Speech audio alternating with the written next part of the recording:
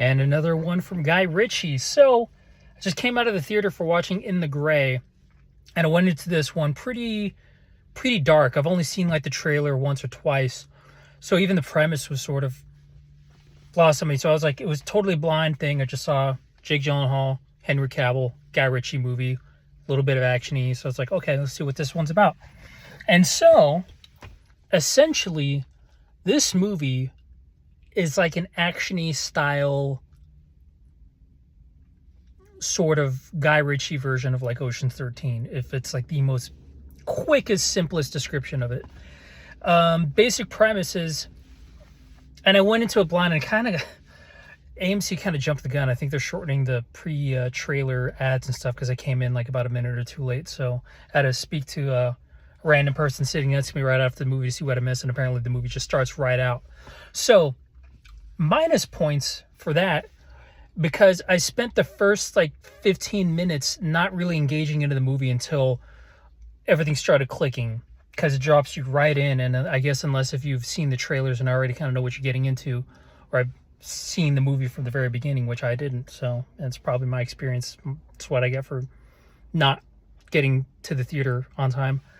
But the basic premise is that there's a crew of people that are professional saboteurs who operate things in the gray, sort of, for these high-end clients, where they pretty much they're professional saboteurs, you know.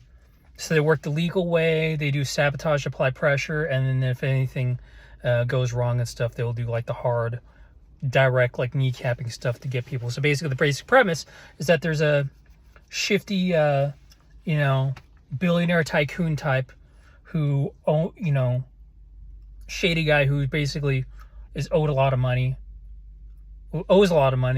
to a firm, and the firm tries to get it back. They fail to hire this crew. Enter Jake Gyllenhaal and Henry Cavill and their people. And then the movie is just like a lot of setup, planning, execution of getting this money back, and a few plots and twists and turns there. And I think this movie was fairly enjoyable for a blind watch, pretty well done. Less humor. It's more on the action-y side of Guy Richy, and I haven't seen all of his film catalog to know exactly, because I'm more familiar with his gangster stuff, like your Gentleman, Rock and Rolla, Snatch, the more action-y one that I've seen from Guy Richy, really, I think, is Man from U.N.C.L.E. So it's kind of leaning in towards that side. So it's like more of a reverse heist type thing, I suppose.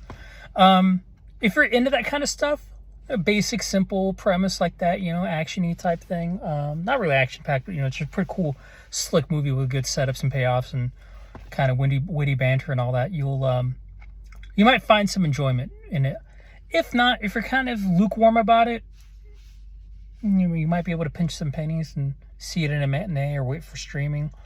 But, if you want to catch a movie, I mean, it's I'm finding it hard to judge objectively, because of the membership that I have, I can see movies for free. So it's not really much of a sort of commitment to have to commit to, should I go see a movie or should I pay a ticket for? So in this regard, I mean, as objectively as possible, I can say an enjoyable movie. I liked it. If you're into these kind of things, it's going to be a good time. The movie kind of ends a little abrupt for my taste, But the ending was kind of wrapped up a little bit too quickly for my taste. So the payoff isn't quite there.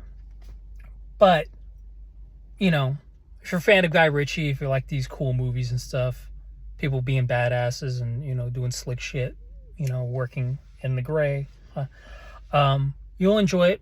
If you're, you can pass on this if you want. You don't really I guess you don't necessarily have to see it right away in the theater if you are going to try to go see it. But I'm biased towards seeing things in the theater, so try to see it in the theater. If not, I guess it won't hurt to watch it at home, on a good streaming setup, in the comfort of your own house and stuff. But if you don't mind spending a nice evening out, this is not a bad way to do it. This movie, competently done. So yeah, I'd say it's worth checking out. So yeah, anyways, I gotta run because I gotta go home and do some stuff. So see you guys in the next one. Take care.